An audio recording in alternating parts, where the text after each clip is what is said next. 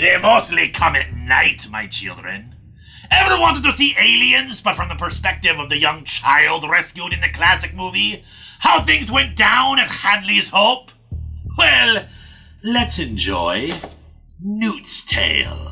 Some of this has already been seen if you've watched the extended cut of Aliens. At the Hadley's Hope colony, a family of scouters are sent out by company orders to explore an area with a strange magnetic anomaly, and that family is Newt's. She argues a lot with her brother, but she otherwise has a good time with her mother and father, who discover the gigantic space jockey ship from the original Alien. The parents decide to explore it on their own before calling for assistance, leaving their children in the car for hours. Eventually they return, or rather the mother returns to quickly signal for help, for her husband has got a new friend attached to his face. A day later, Newt and her brother sneak through the air ducts to look in on their father when they learn he's awake, and without the facehugger on anymore. The doctor insists on keeping him in quarantine against his wife's wishes, but the argument is too late, as more people who had gone to investigate the ship are brought back with facehuggers. Newt's father gets a new hole in his chest,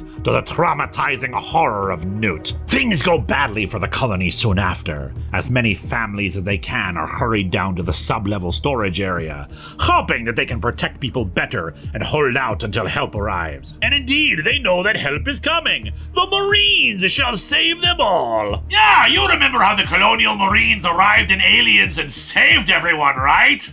On their way to the storage area, they learn that several colonists have gone off to investigate where they think the aliens are nesting, hoping to catch them by surprise, but instead are surprised by how many there are, and are soon all slaughtered before the colonists hole up. Newt's mother insists on a gun, one they at first do not want to give her, but acquiesce when she says that it's for just in case the worst happens, and she will prevent her children from ending up like their father.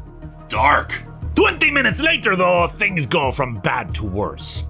The people can hear gunshots outside of their fortified door, thinking it could be survivors from the group investigating the nest. Some do not want to risk it, but others can't abide letting people die if there's a chance of saving them. But there is no chance. They open the doors only to find corpses, and a lot of aliens who swarm in. Before Newt's mother can kill her children and herself, Newt insists that they try to go through the air ducts for protection. Unfortunately, her brother gets a hold of the gun and tries to protect them with it, but only gets acid for his efforts. Newt's mother is taken as well, leaving Newt alone in the vents to witness the rest of the colony getting taken. She survives for days, of course eventually getting rescued by Ripley. It's here where the comic pretty much just becomes an adaptation of Aliens. Not a terrible one either, it's just despite it supposedly all being from the perspective of Newt, several scenes occur that she is not present for. Still, it's part of the comic, so I should talk about it. Ripley befriends Newt and they witness the failed attempt of the colonial Marines to attack the nest. After fleeing from the area, they decide to take off and nuke the site from orbit,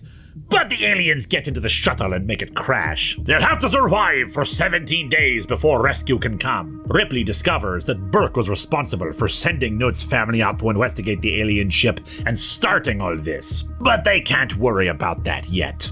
The reactor at the colony is going to blow in 4 hours, and there's nothing they can do to stop it. Their only chance is for the android Bishop to remote pilot a shuttle down from their ship after hacking into the colony's damaged transmitter. While he goes and does that, Burke attempts to get both Newt and Ripley infected by the aliens, planning to use them to sneak the aliens back to Earth for the company's weapons division. They survive the attempt, but the xenomorphs attack in force, the Marines retreating to get to the shuttle. Unfortunately, Newt ends up separated from the group and taken back to the nest to be infected. Fortunately, however, Ripley is a badass and manages to get in, rescue her, and not rescue Burke, who was also taken to be cocooned. But the alien queen manages to sneak into the shuttle, getting aboard the larger ship and forcing Ripley to fight it in a power loader suit. The queen is ejected into space, and the survivors, Ripley, Hicks, Bishop, and Newt, are put in stasis for the trip home. And now Newt can stop dreaming of the past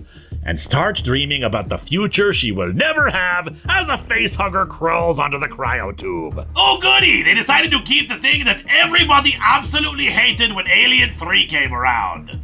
Even if you ignore the Aliens adaptation, Newt's tale is still a haunting, terrifying tale of the world falling apart from the perspective of a young girl.